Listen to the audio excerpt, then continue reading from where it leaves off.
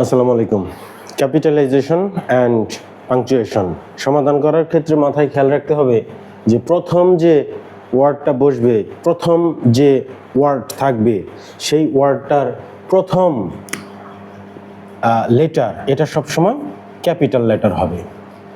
যেমন এখানে ডি থেকে আসলো, মানে স্মল লেটার থেকে ডি ক্যাপিটাল লেটার করে ফেললাম, ঢাকা। এবং আরেকটা বিষয় আছে, যে কোনো জায়গার নাম, কোনো ব্যক্তির নাম, কোনো কিছুর, যে কোনো কিছুর নাম, সেগুলোও কিন্তু প্রথম অক্ষরটা ক্যাপিটাল লেটার হয়। সো ঢাকা, আমরা এখানে একটা কমা দিয়ে দিব, Dhaka the capital of Bangladesh. Bangladesh এটা একটা দেশের নাম, সো এটা বি ক্যাপিটাল লেটার হয়ে যাবে। এখানেও আমরা কমা দিয়ে দেবো। দেখো, মানে অর্থ বুঝে বুঝে তো এগুলো করতে হয়। যেমন হচ্ছে Dhaka the capital of Bangladesh has its own attractions, এর নিজস্ব কিছু আকর্ষণের জায়গা আছে। সেন্টেন্স কিন্তু শেষ।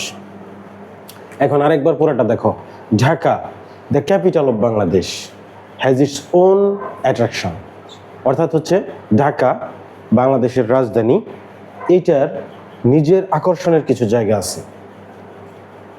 এইখান থেকে যেহেতু সেন্টেন্স শুরু, সো আমরা এটা ক্যাপিটাল লেটার করব। It is specially famous for its mosque, sentence শেষ। এই ঢাকা শহরটা বিশেষভাবে মসজিদের জন্য বিখ্যাত। মানে তোমার হচ্ছে মিশরের রাজধানী কায়রো, এটাকে বলা হয় মসজিদের শহর। দ্বিতীয়ত ঢাকাকে বলা হয় মসজিদের শহর। মানে প্রচুর প্রচুর প্রচুর মসজিদ তুমি ঢাকাতে দেখতে পাও। ঢাকাকে রিকশার শহর বলা হয় এবং মসজিদের শহর বলা হয়।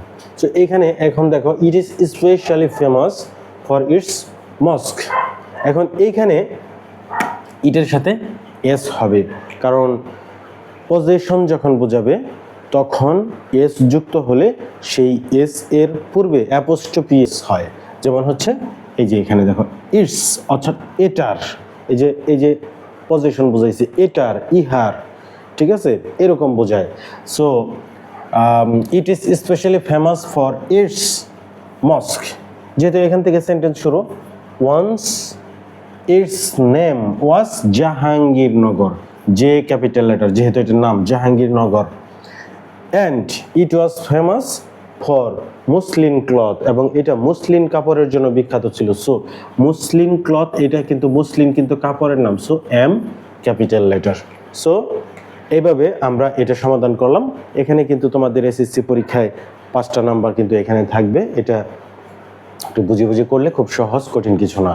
সো পরবর্তীতে গ্রামারের আরেকটা আইটেম নিয়ে আমরা আলোচনা করব। Thanks for watching this video. আল্লাহ হাফেজ, আসসালামু আলাইকুম।